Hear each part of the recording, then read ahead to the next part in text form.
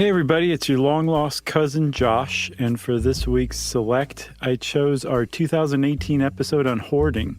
This was one of those eye-opening topics for me, because I only knew of hoarding through pop culture, and those portrayals are typically accurate to an extent, but the problem is they usually miss the profound distress and sadness that hoarders feel about their disorder. So prepare to have your empathy cape put on for you with this one, and enjoy.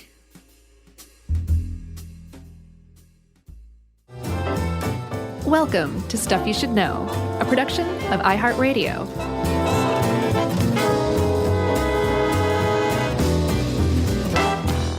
Hey, and welcome to the podcast. I'm Josh Clark. There's Charles W. Chuck Bryant. There's Jerry over there. And here we are doing Stuff You Should Know about hoarding. Yeah, Jerry's over there under a stack of pizza boxes and newspapers.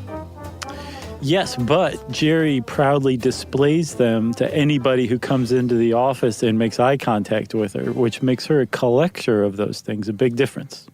Well, yeah, I didn't say she's a hoarder. She's a pizza box collector. I gotcha. Okay. She likes those greasy after stains. Yeah, supposedly that prevents you from recycling pizza boxes. I think we talked about it in one of our episodes before, but I think that's a PSA that bears repeating. Yeah, I never got a final answer on that, so I throw mine in the recycling anyway. I don't know if that comes up the works or not. Is there a spectrum or anything like that? Or you're like, oh, this one is just so obviously loaded with cheese that I can't possibly recycle this? Well, mine are always loaded because I specifically request that the pizza be delivered face down in the box. Do you? Yeah, it's a little weird, but I like it that way. It's a way to do it for sure. Upside down pizza. Actually, you know what I should do is just tear the box in half and at least recycle the top. I think you may have just solved the real problem. Yeah. All right. From nice now on. work. I think we do need to do a follow-up recycling episode because I would imagine it's probably advanced by leaps and bounds since we last discussed it. Yeah, and here in my area of Atlanta, they quit taking glass. Really? A few months ago. Too heavy? Not enough payoff? I think it was just, or word got out that they weren't even recycling it. So since then, they have set up places around Atlanta, one specifically at the Edgewood Target.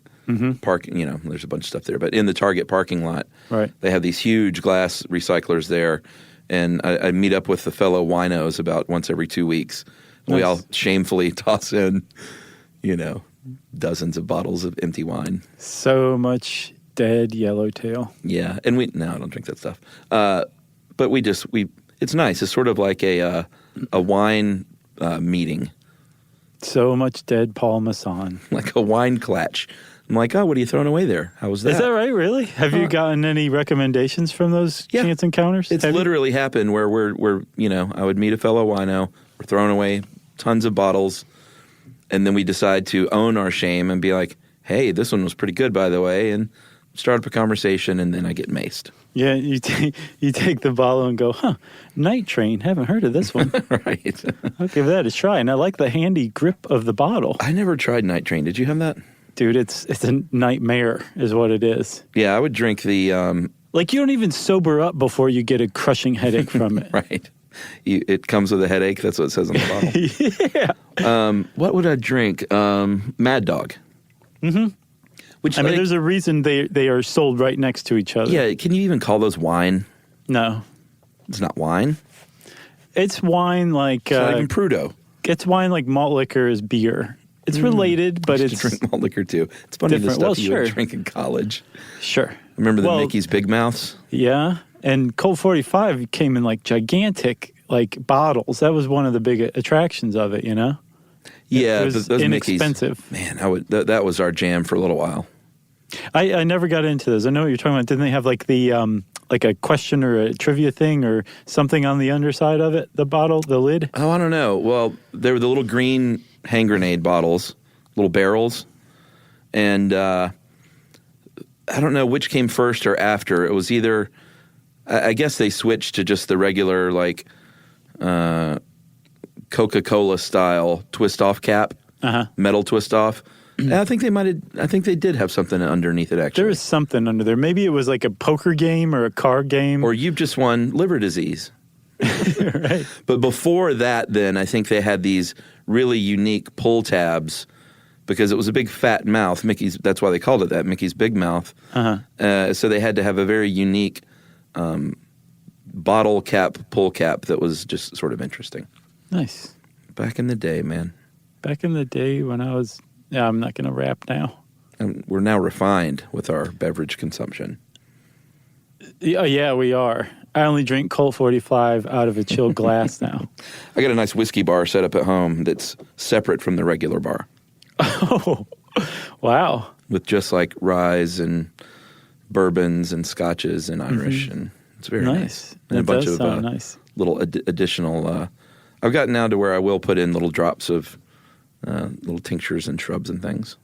Oh, yeah. Occasionally. Shrubs are great. I made my own once, and it's actually worth the effort.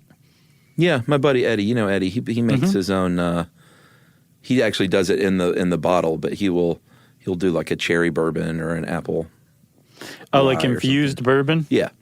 Those shrubs, though, man, it's actually not very hard, and they last forever because what you're doing is basically, I don't know if it's fermenting or pickling or something, but you're doing something to the fruit that you're macerating with the sugar, and it just lasts forever, and it's just such a nice little tangy pop. It's like kimchi. You got to bury it in your yard for... Kind of. It's close to that, actually. It's not. It's like the Yankee version of kimchi, but with fruit, and you put it in your booze. Well, this is all very hoardy-like talk. Well, hold on. Even before we get into hoarding, we still have another tangent to go on. Oh, our old buds? Yeah. Yeah, let's announce it. Okay. So Carolyn Irvin and Kristen Conger? Seriously? Well, I know it was Conger, but she's since gotten married, and I don't know if she took her husband's last name. I thought you couldn't remember. No, of course. Kristen Conger. No, I don't know. Something tells me Conger did not take his last name. Right. I can see that. Because then I would no longer be able to call her Kongs, which I know she loved. That's true. And she was probably there at the Social Security Administration thinking, I can't do this. What about Chuck? Yeah, I'm sure she thought of that. At any rate, Carolyn and Kristen, the former hosts of Stuff Mom Never Told You. Yeah. Which is now hosted by our pals Emily and Bridget. That's right. Right? So Kristen and Carolyn went off on their own, and they have now started a new podcast. That's and right. This is the grand announcement here on Stuff You Should Know. That's right. It's called Unladylike, and I've heard the trailer, so it sounds great. And anything they're going to do is going to be great. They're pros. They really like. I know Stuff Mom Never Told You was started with Molly and Conger, but when Caroline came along, it really just found its true voice. No offense, Molly. And she just trashed her home office. It's just a great show, and Unladylike is going to be awesome, and I believe it's got a bit of a different flavor with interviews and stuff like that. But it is definitely going to be dealing with feminism and women's issues and advocacy. And their logo is great. It's a big middle finger, which is just so them. Yep. So they have a site up. I think you can get their podcast anywhere you get podcasts. That's kind of how it works. But they have a site as well called unladylike.co. Super British. Not .com, .co. Okay? That's right. So best of luck, ladies. I'm sure it'll be great. And you are always on our minds and in our hearts. How about that? It's so nice of you. Good luck, Carolyn and Kristen. It's going to be great. Now can we hoard? Yes. Finally, at long last. Well, let's take a commercial break, shall we? No. Can you imagine? Molly would trash her home office again. So we're talking hoarding today, believe it or not, everybody. And basically everyone is fairly well aware of hoarding, thanks to a couple of high-profile reality TV shows about hoarders and hoarding. And then there have also been appearances of hoarders in literature. So even before it kind of became like part of the cultural awareness, it was also already kind of there. Like everybody thought, there's some guy out there who has a house full of something that he picked up on the side of the road, and it's just accumulated, and he can barely get around his house. Like that was there before, but thanks to those TV shows, which actually sprung out of the first real research on hoarding as its own disorder. From the early 1990s by a Smith College psychology professor named David O. Frost, and then two of his students, Rachel Gross and Tamara Hartle. Those three people together actually formed the basis of our knowledge about hoarding the disorder. They took it out of the cultural reference, they took it out of the realm of Freud, and they got it ultimately all the way up into the DSM-5 in 2013, which is about the best you can hope for as an undergrad psychology student. Yeah, you get your DSM tattoo. Mm-hmm. Tattoo. Yep. And I believe those shows, one was called Hoarders and one was called Jerry's Pizza Box Collection. No, Jerry's a collector. Well, it was Jerry's Pizza Box Collection, I'm not a hoarder. Right. It was a little mouthy, little wordy. The log line was, if you're looking for a show about a hoarder, keep looking. But if you like pizza boxes and a lady who doesn't speak. 8, 7 Central. It'd be very David Lynchian. Just this mute woman walking around poking at pizza boxes. Blackout bar over most of her face everywhere she looks. That'd be great. Yeah. All right, so we'll go ahead and get it going with this stat here. Back in the day, I was stat man. Remember that? Oh, of course. So I'm going to reprise that role. Okay. Do you have your cape still? Oh, yeah. It's on. See? Oh, yeah, I see. It's velvet. I couldn't see it. You weren't turned the right way. Yeah. Well, it's a thin cape for a broad fella. Right. So estimates, no one really knows because, like you said, it's very recently that it's been recognized as its own disease and not a symptom of another thing, even though it is, as we will see later, very much comorbid with other issues and mental illnesses. But despite the fact that we don't know a ton about the stats, there are estimates that say anywhere from 0.4% to as many as 5% of. That's high. Is this humans or humans? Americans? Humans? Yeah, I think the general population. Okay. Which that would make its prevalence higher than schizophrenia. Oh, wow. Yeah. Which I actually kind of believe if I stop and think about it. Sure. Well, the thing is, though, you don't. This is, and we're going to talk about all this stuff, but it's not often the kind of thing that presents itself out in public because these people are hiding in their houses full of stuff. No. And one of the early misconceptions about hoarders that we'll see is that it was mostly older people who were hoarding. Yeah. But it turns out that they're the ones who get thrust into the limelight because it's a progressive chronic disease. They've been hoarding longer. Exactly. So by the time the news media becomes aware of this and drags these poor people out into the limelight, their hoard has gotten very big and they have aged. So that's why we initially thought that just older people were hoarders. It turns out it actually starts far earlier in life typically. Yeah, like a show about a 12-year-old with one corner of their room too messy. Yeah, just looking at it like, this is going to be huge one day. And we're joking here, but this is a serious mental illness. But we joke about all kinds of things, so I don't want anyone to get upset about things like that. No. If you're new to the podcast, go listen to the comas episode. That'll set things straight. All right, so some of the symptoms of hoarding, and we're going to get into also in a bit the, I guess, myths, and separating those two is really important because it's very easy for someone to very dismissively say, oh, they're a hoarder because they have a lot of stuff. In my family, my in-laws, well, let me let Steve off the hook. Specifically, my mother-in-law, my grandmother-in-law, Mary, the eldest general of the Stuff You Should Know Army, and my aunt, Sue, Sharon, Sue, and Mary, they have a lot of stuff, and we call it the disease, sort of as a joke. But do they actually? Well, they're not hoarders at all, but they got a lot of stuff. They have a hard time throwing away, the stuff that they had that they think someone in the family might want. But I think that stuff, that's That's pretty typical. A lot of people are like that, and a lot of people have a basement room with a lot of junk in it out of being too busy or lazy, or maybe just a bit of the disease where you just like, I can't bear to part with it even though I really should. But that is not hoarding.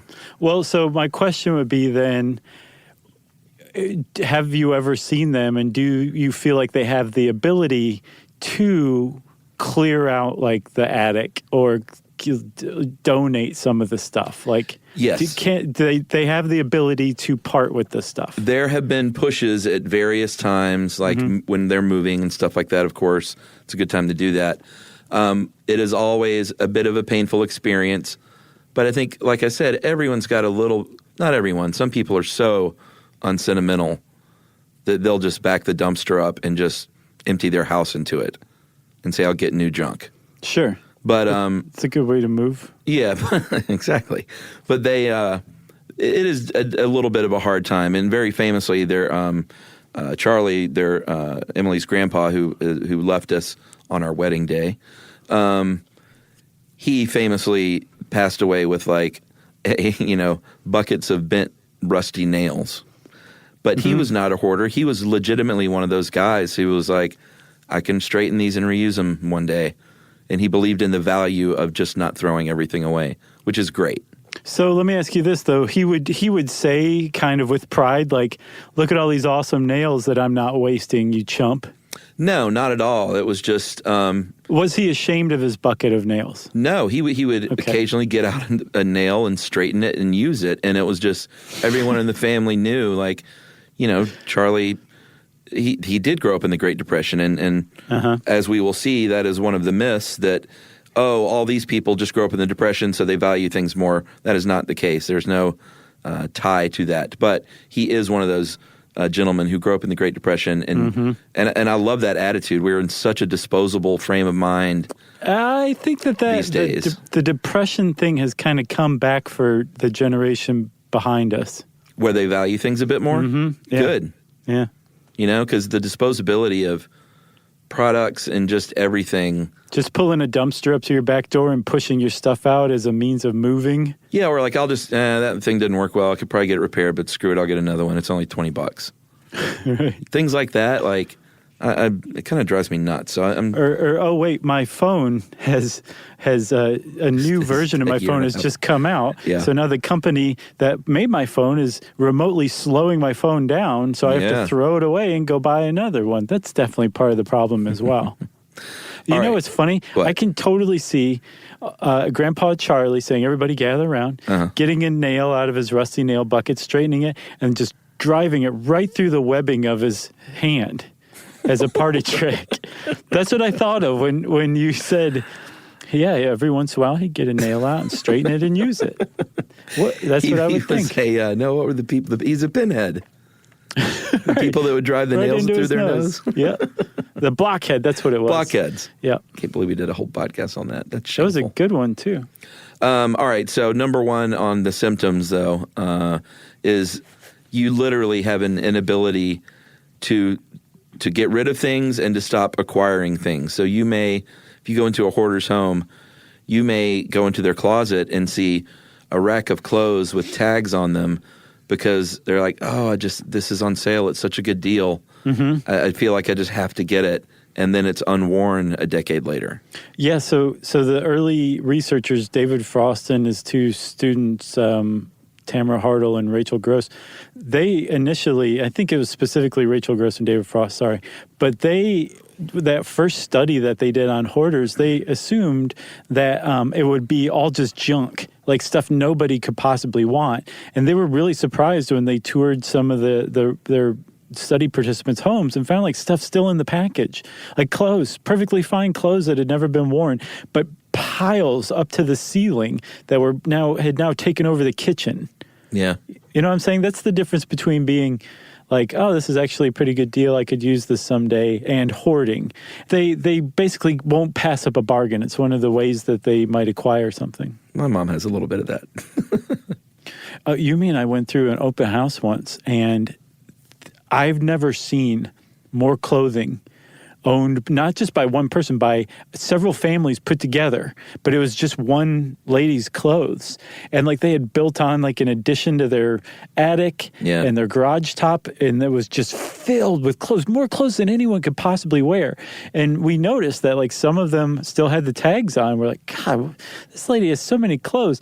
Now looking back after researching this, I'm like, she definitely had a touch of the hoarder's disorder, I guess. She had a little bit of the hoards. Yeah, it didn't spill out into the rest of her house. So either it was just a touch of it, or her family was keeping it in check. Right. But there was definitely you wouldn't believe me if I told you how many just sweaters and shirts and dresses this lady had. Give me a number. How many sweaters? Sweaters? Yeah. I know one of your superpowers is sweater guesstimating. Right. Sweaters and jelly beans. I would say, just from what we saw, she easily had 200-something sweaters. All right. Easily. And those were just the sweaters, man. Yeah. That's not including, like, tops, blouses, dresses. She had so many clothes. Wow. Yeah. My friend Ryan, I won't say his last name, his dad very famously had and I don't know, you know what, I asked him last time I saw him, and I can't remember the answer now, but at one point his dad had like warehouses with stuff. Because wow, he's like the dream hoarder. Yeah, but I don't know if it was hoarding either, because as you will see there, as we go on, there are very specific definitions, and just because you want warehouses full of stuff doesn't necessarily mean you're a hoarder, you know? Yeah. What was his stuff? I don't know. Huh. I'll find out. Okay. And follow up. But getting back to the inability to stop acquiring, one of the key points about not getting rid of stuff is they're holding on to things with no value at all. Like, even sentimental value. Like when you have stacks and stacks of newspapers and magazines for decades and decades, those don't hold sentimental value, any monetary value, unless you happen to have like the moon landing stuffed in there or something. Mm-hmm. You know, it's like literally it's junk. Right, it can be. It can also be stuff that like is actually useful, and somebody would want this unopened, unworn dress or something like that, right? So it can go either way. But the point is they can't stop acquiring stuff. They can't help themselves. That's part one. Part two, and these things are part and parcel with one another, is they can't bear to give any of it up. Yeah. Like you said, even if it's totally useless, even if it doesn't have any actual real emotional value. But that is a big one that a lot of them point to, is like they say, well, no, this means a lot to me. Mm-hmm. Or another explanation or another rationalization among hoarders is that like they're just kind of stockpiling. They might need all these clothes one day. That's the big thing, is some future event that never happens. Right, exactly. And the other one, I think, is that they use it as a reminder. Apparently, there's a correlation between faulty recall or an inaccurate memory or a lack of trust in one's own memory and hoarding. And so some hoarders will say, well, I keep this to remind me that I have to do this in the future, or remind me to get in touch with this person. So they imbue importance into all these objects that from the outside are junk. And apparently the stuff that they imbue these objects with is just rationalization. It's not necessarily really valuable in the way that they feel like it is to them. Totally. Another symptom is that, and this one I'm kind of curious about, we should talk about it, is the stuff is disorganized and very disorganized. However, I would think that you could be a hoarder and also be maybe be anal retentive and have everything organized, but does that immediately disqualify you? From what I understand, it does. Huh. Yeah, you can have a lot of stuff and even very odd stuff. And if you organize it, that's a huge symptom of hoarding, that you're not, that's a box that's not being checked, and would probably preclude you from a diagnosis of hoarding. Because they think that it has to do with your ability in the brain to make decisions. It's supposedly stems from perfectionism, which we'll talk about. But this inability to make decisions about, what to keep and what to throw away, and being so paralyzed by it that you just don't make the decision at all and all this stuff accumulates. That also extends to organizing and sorting. You can't make the decision about what should go where or what goes with what. You just can't make decisions when it comes to your material possessions. That's a huge hallmark of, and I think a cornerstone of hoarding, the diagnosis. I'm going to take issue with that one officially then, on the record. Okay. Like, you could literally have every single symptom, and you just might be like, no, all the newspapers go here, and all the stuff goes here, and it's literally caving in on me, and I can't get rid of any of it, and I'm ashamed of it, and I have no quality of life, but I'm anal retentive. Like, so I'm officially taking issue. No one cares. Well, you paint a pretty good picture in that sense. I think if you have stuff organized, it's probably not taking over your life. Maybe financially, maybe time-wise, but like you could still have people over. Your husband or wife isn't leaving you as a result. Your kids aren't ashamed to bring friends over to play. Who knows? But I don't think, from what I understand though, as far as the psychological community is concerned, if you can organize, you're probably not a hoarder. I think all those things you just mentioned could still happen if you were organized. Yeah. And this is just my dumb opinion. No, it's possible, though. I might start a show called Chuck's Dumb Opinions. That's a good one. Just to follow up each week to this. Yeah. There you go. Where I get it all out. Number 3. Did you get a load of what Josh said? Stupid. Number 3 is the hoarder feels ashamed, and we talked a little bit about this here and there, but that is definitely one of them. It's not like you walk into a hoarder's house and they're like, have you seen my collection of dead goldfish floating in bowls? Although that'd be a weird thing. Although animal hoarding we'll get to, that's definitely a thing. That's like traipsing along the line of performance art. Right.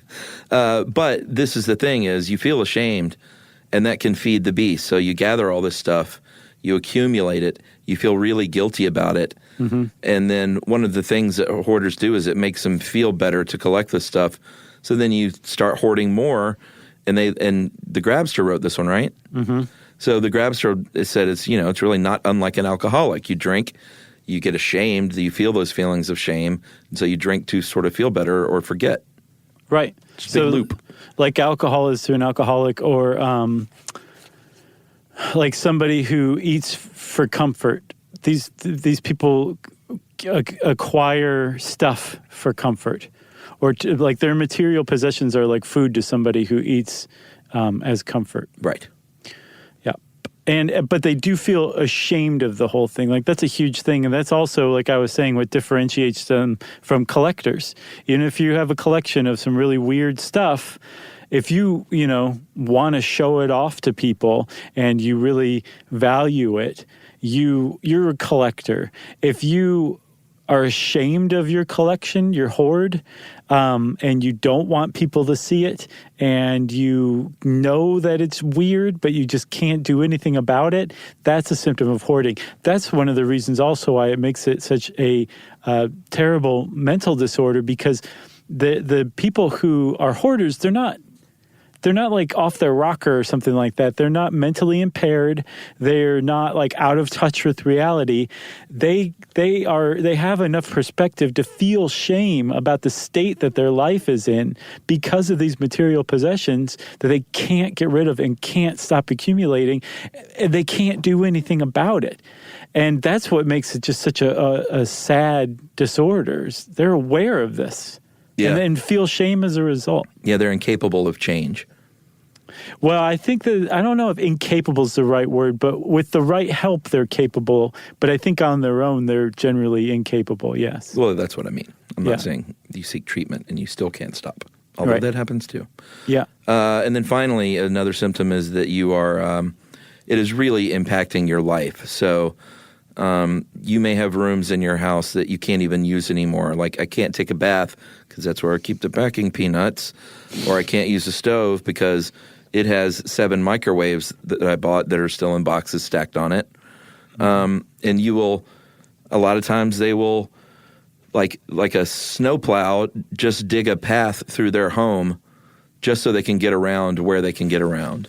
Yeah, apparently among hoarders or among psychologists who study hoarding, they call them goat paths. Yeah.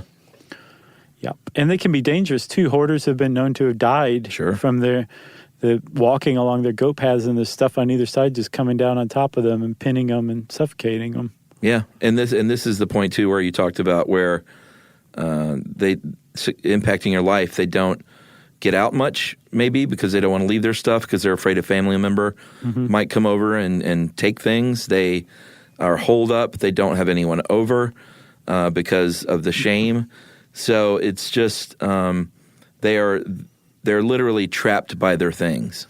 Yeah, figuratively and literally. And they also their houses will also very frequently be in disrepair, not just from the collections of stuff taking over rooms and just totally changing their meaning, but also like if you have a hot water heater and it breaks, you're not going to let some repairman come over. You don't know him. Yeah. He might touch your stuff. He might take something, or you feel so much shame that you just won't even invite a stranger to come in and fix your hot water heater. So they'll just live without hot water forever. They may also, it's super sad, man. We're like, because of documentary television, because of reality television, I think hoarders have kind of gotten a reputation as people are like, God, look at those freaks, you know? Yeah. But if you really start to dig into it, and I'm sure some of these shows do this from time to time too, it is an extremely sad condition. It just makes you want to help them when you come across them, you know? And then one other thing is they're also very frequently in debt. Say, Ed gives the example of if their kitchen is just totally covered in stuff and they can't get to the oven any longer, they have to order takeout, which is much more expensive than grocery shopping. So their finances are very likely impacted by their hoarding behavior. Yeah. Good point. Should we take a break? Yeah. All right, let's do it, and we'll come back and talk about some of the myths right after this.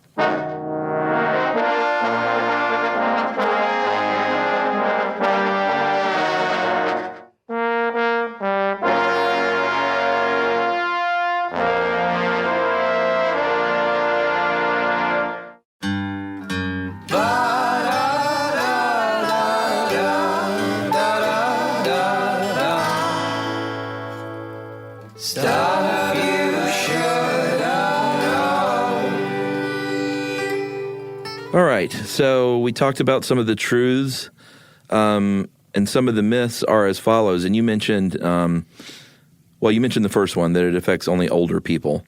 Mm-hmm. Another one is that hoarders are lazy, and that is just not true. In fact, they may be very busy in there with, while they may not be organizing, they may be moving things around and obsessing about it, and or they also might be on the recliner, just hoping they don't get caved in on. But the point is, stuff isn't there because they're lazy. It's a mental illness. Right. That's a big one. Yeah. Another early idea about hoarders is that the reason they hoard is because they had some experience previously in their lives where they came face to face with deprivation or scarcity. Yeah. And so now, the Great Depression, or their dad lost his job when they were a kid and like their family really went through a hard time. So now as a in response to that experience, they're just trying to get their hands on everything they can and they don't want to throw anything away. Apparently that is absolutely not the case, that the science doesn't bear that out at all. And then they do think that they are connected to some sort of difficult event previous in life, but it doesn't necessarily have anything to do with deprivation at any point. Like they may have been wealthy. I read a Nautilus article on hoarding, and they profiled this guy who was quite well off, and he hoarded. And I don't think he had ever gone through any financial hardship, and that's apparently par for the course. Well, one of the things that it says, one of the traumas could be excessive discipline, which I thought was interesting because Freud, and I know we said it's been mentioned, it's not a new thing. Like it's been in everything from Dante's Inferno to Silas Marner in 1861. And Freud talked about it in his day. But here's the thing: is everyone says Freud was way off, but he thought it could be as a result of overly harsh toilet training, which I thought was interesting. Because while that is not true, if it came from excessive discipline, and you were excessively disciplined while toilet training, maybe he wasn't that far off. Yeah, you're right. He probably wasn't. Like I said before, the guy was one of history's great thinkers. It's just, you shouldn't use the phrase anal character when you're describing what the problem was with hoarding. Which he did. He did. Yeah. But yeah, you make a really good point, actually, that he maybe he wasn't that far off. But if it is discipline, overly harsh discipline in adolescence, I think that's a big one. I think the loss of a significant other, of a close family member, some sort of loss of love it can trigger hoarding behavior in some people, or has been known to bring the disorder on as well. I can see that. Like, I lost that thing, but I can keep all this. Right. Like, that I can control. Right, and that also would explain why they tend to imbue emotional attachment into their possessions. Yeah. Like these things equal love to me, and now I can hang on to them, and they're never going to leave me. Yeah. I'm telling you, it's a very sad disorder. Another myth is that it's a symptom of OCD, obsessive compulsive disorder. For many, many, many years. We're just now starting to understand more about it. But for many years, they thought it was either just straight up was OCD or was just an offshoot of it. But like you said, with the DSM, it is its own distinct disease. But it can be comorbid with OCD and other things like anxiety. So it's I see why people get that confused. Yeah. Some study took away the criteria for, took away the hoarding criteria from OCD, right? So it just gave these people a checklist to determine whether they had OCD or not, but took hoarding out of the equation. And hoarders tended to not qualify for OCD. Only like 16% of them do, or something like that. Huh. So it's connected in some cases, but definitely not in all cases. And it's certainly not just an offshoot of OCD itself, like you were saying. Right. And then finally, and of course, because this is a disease, and just because you finally get a family member in there against all odds to clean everything out of there, that does not cure you of anything. No, I saw that. It just is... First of all, what a horrible experience that would be for the poor hoarder. Oh, yeah. The county comes in, or some family members come in with some tough love and just clear all your stuff out. Yeah. So that's number one. But number two, apparently they say, okay, well, I've got a lot of space to fill now. I better get to work. I'm sure. Like, that's the result of it. Supposedly, so it's a chronic disease, chronic condition, and supposedly recurrence of this is 100%. In all cases, without treatment. Yeah, the Grabster emailed this woman named Lisa Hale, founding director of the Kansas City Center for Anxiety Treatment, and also adjunct associate professor at University of Missouri, Kansas City. Okay. So, fighting hayseeds. Nice. Haystacks. I like hayseeds. I think hayseed. Isn't that a derogatory name for like a Kansan? It depends on whether they own it or not, Okay. I'm sure we'll hear. But, she said that it approaches 100%. Like, that is 100% straight up proof that cleaning things out. And while the family member, well, a county just has their directive, but while a family member might think, oh, I've helped them, you really haven't if that was your solve. No, you probably, the other part of it too is if you come in there all tough love and you need to get your act together and you're just being lazy, what's wrong with you? And clean their stuff out for them. First of all, that's basically abuse. And I don't even know if you need to qualify with basically. I think that's abuse of a mentally ill person.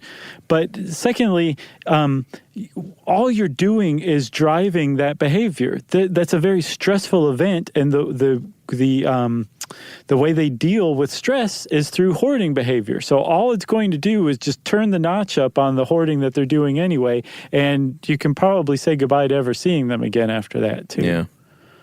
man, what a terrible situation.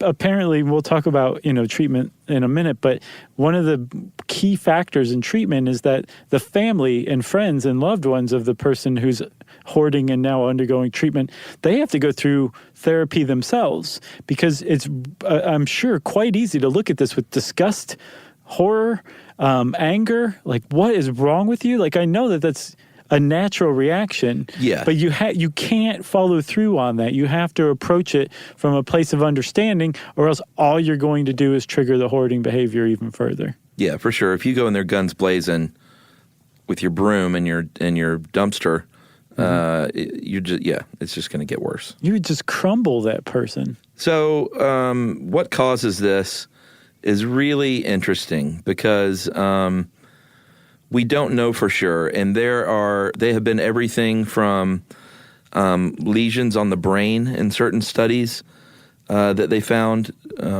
could account for it, to chromosomal defects, to possibly genetics, because they found that it's other illnesses, or at least that behavior is part of other illnesses that are definitely genetic, and hoarders are more likely to have other family members who are also hoarders. Yeah, like 85% of hoarders surveyed say that they have a family member who's a hoarder, which is way more than the general population. Yeah, so we have no idea what the really underlying cause is, but we do know it's what's called, and this is what Hale said, who Ed interviewed, is that it is a neuropsychiatric condition, and it's all about, like you were talking about earlier, these processing challenges, not being able to process visually, organizationally, emotionally, and your brain connections aren't working right.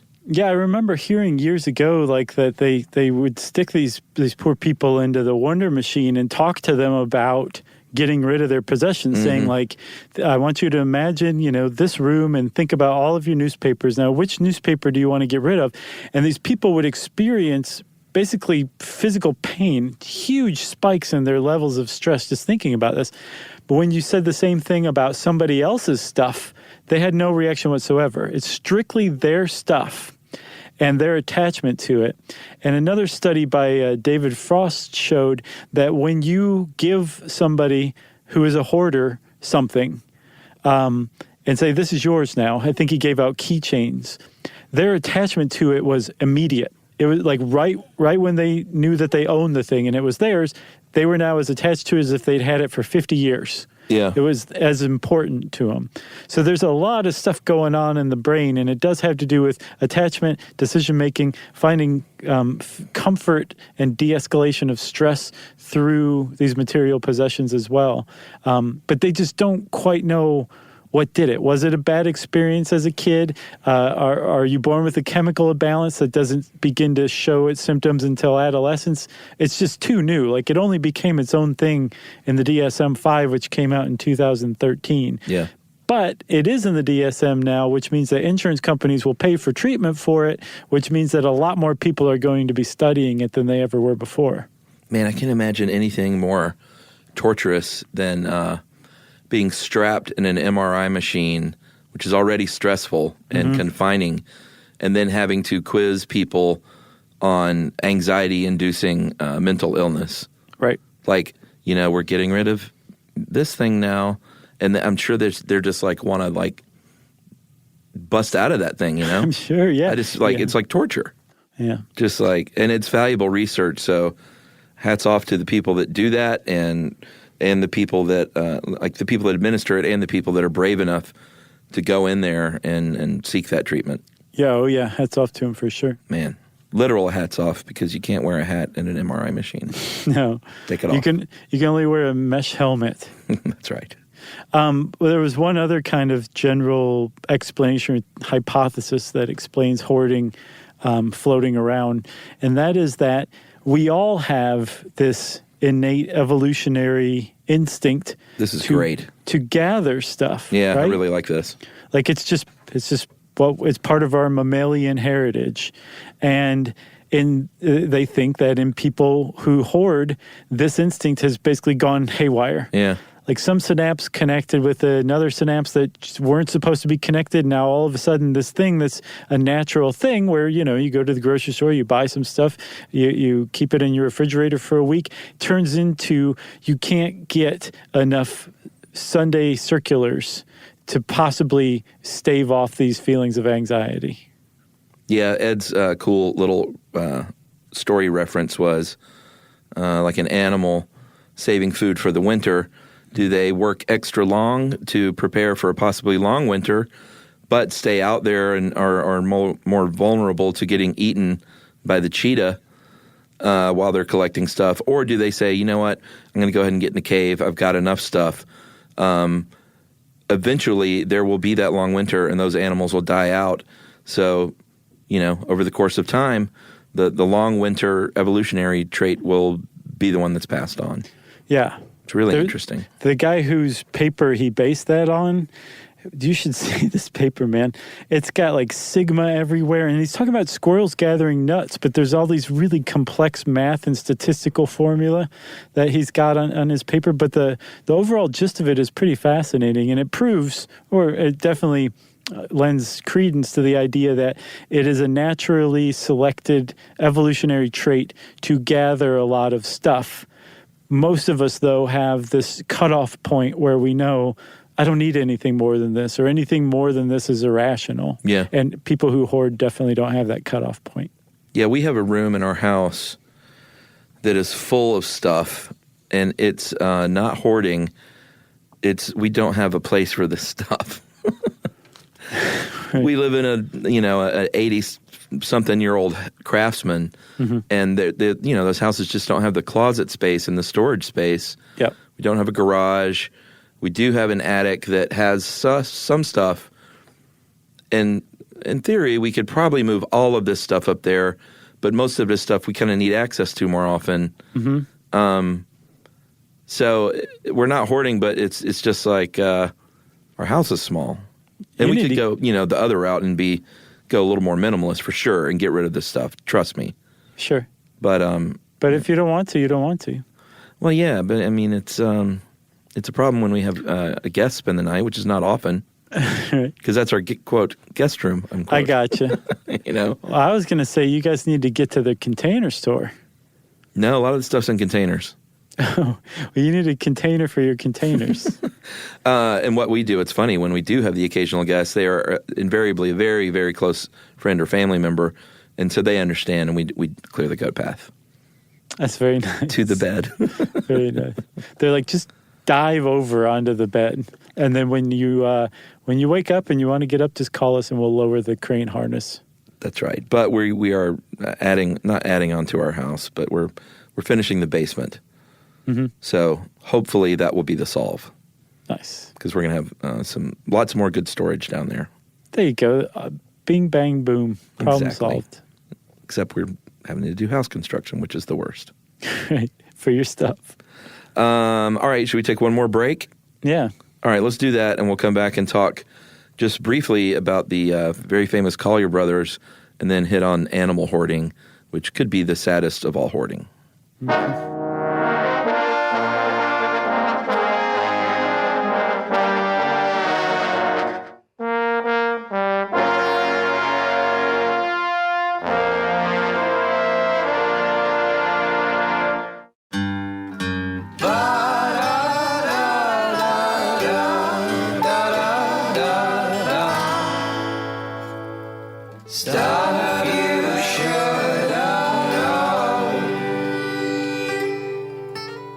All right. We would be remiss if we didn't mention the Langley, Homer and Langley Collier. You said you want to do a full show on them. Yes. But this will be the second time we've covered them. When did we talk about them before? Bizarre Ways to Die. Oh, wow. Which is literally a 9-year-old episode. Yeah, that is old. So I would say we could probably still get away with a full episode, because if you listen to the one in April 2009 and the segment on the Collier brothers within that 25-minute episode, right, then you would probably appreciate a more fleshed out version. I would love it, but just the broad strokes of it are that Homer Collier went blind later in life, and his brother Langley took care of him. Well, Langley was a hoarder and accumulated more and more stuff, and eventually Langley died. He was crushed by his stuff, and Homer, who was 100% dependent on Langley, starved to death in their brownstone, and they were found separately, weeks apart. This is in Harlem, New York City, and if you just look up pictures of this, and the crews and the removing of things, it's really something else. And there's actually a little park there named the Collier Brothers Park.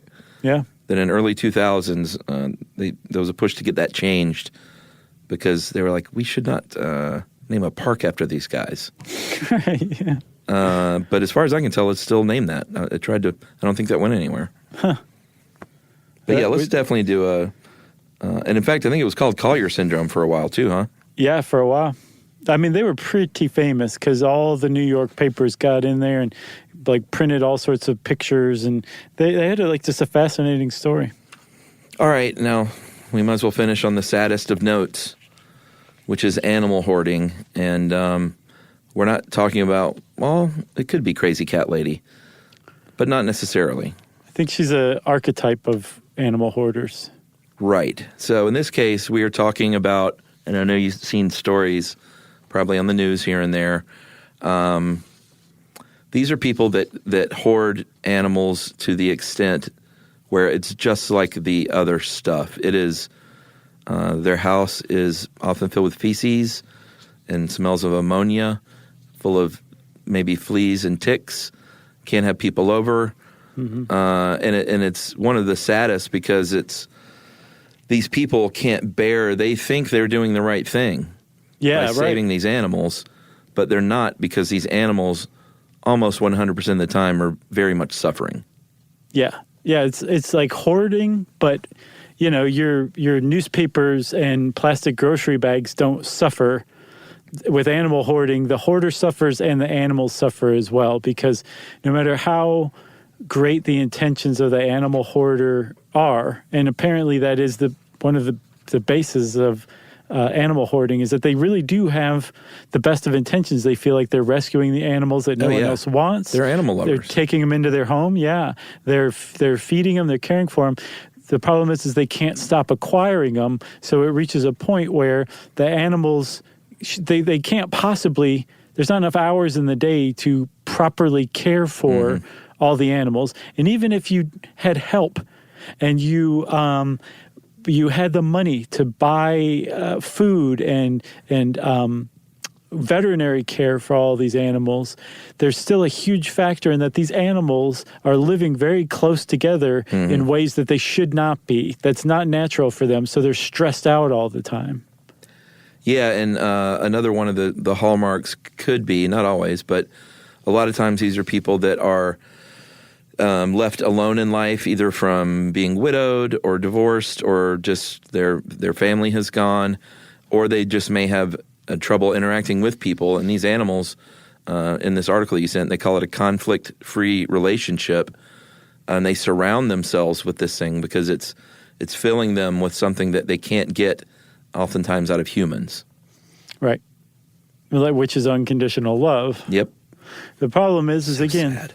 It is very sad because there's that extra component, the extra very important component of suffering animals.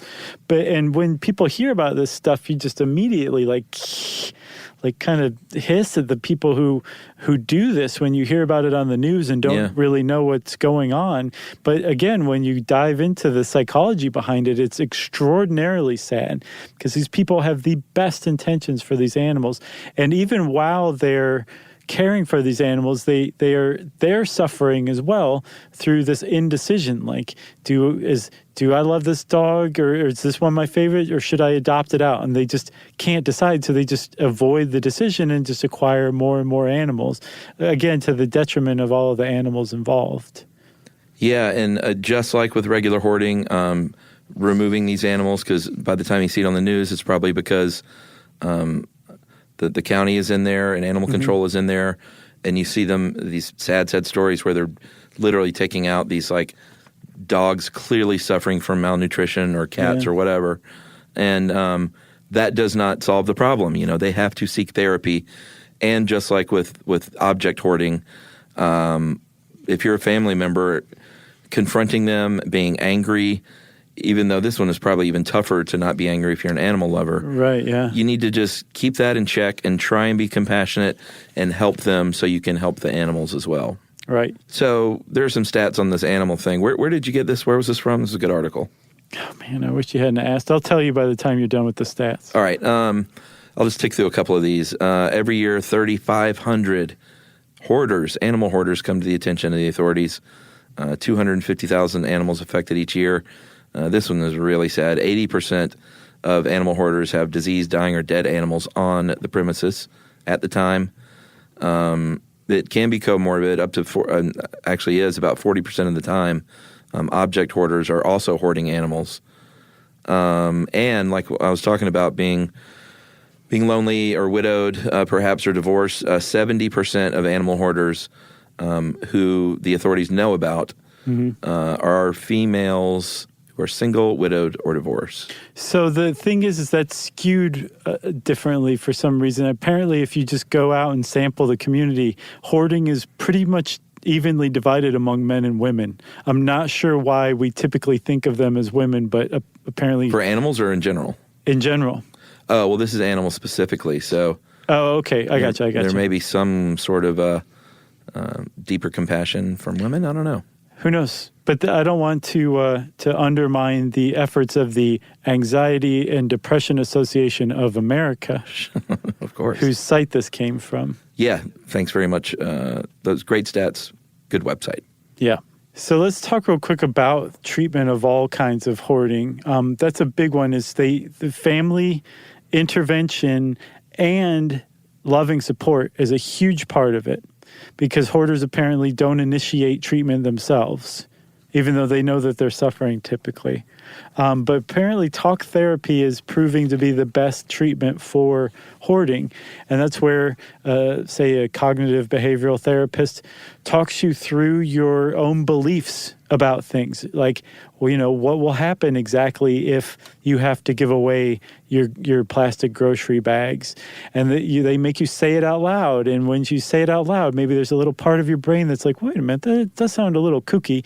And maybe they say, well, really, what you just said, even if that did happen, even if that negative outcome did happen, is that really as bad as it sounds in reality? And they just kind of talk you through your beliefs while at the same time basically dragging them out into the open so that they're not just in your head anymore, they're out there, and you kind of have to evaluate them in a different way, speaking with this trained professional. Yeah, and I would imagine it's probably a go slow thing, like maybe next week bring in something that you care about, and we're gonna get rid of it together. I doubt if it's like they have some talk therapy and then they just go through and clear the house out. It's probably a very gradual thing to heal someone of this. Yeah, but I think it is gradual, like you said. And again, family has to support it, because, they may give the person, they say, like, your therapist knows exactly how you feel every Thursday at 2:00, Yeah. I mean, you're there for an hour, probably more than that if you are a diagnosed hoarder and you're undergoing treatment. But the point is it's not an inpatient treatment. You go back home afterward and they give you homework.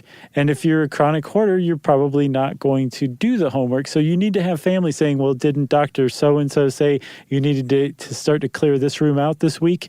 And just kind of be there and know what's going on and support the treatment as well, and not just leave them to their own devices. Yeah, and the hoarders that have no family and support system, those are the ones that are just so tragic, because they're the least likely to get help and seek help and, potentially die a very kind of sad, lonely life surrounded by their stuff. Yeah, I think those are the ones you see on the news, the ones that don't have family and friends anymore. Yeah. So I guess the upshot of all this, Chuck, is that if you know a hoarder, maybe go be nice to them and see if you can help them out, because they are most likely suffering. Compassion.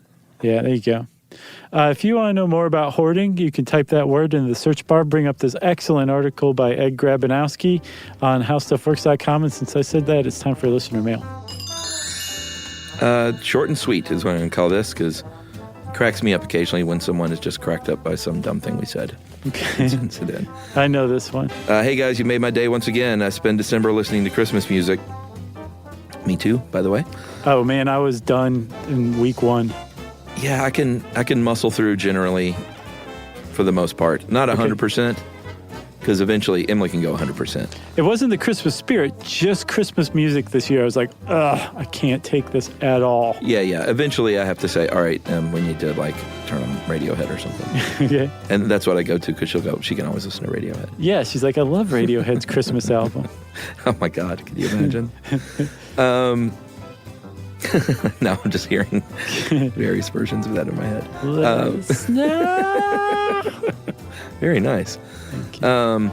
So I spend December listening to Christmas music, so I got behind on my podcast. I'm currently listening in reverse to December. I was just driving to work listening to Cake, and I almost had to pull over because I was laughing so hard at the conversation about oven doors.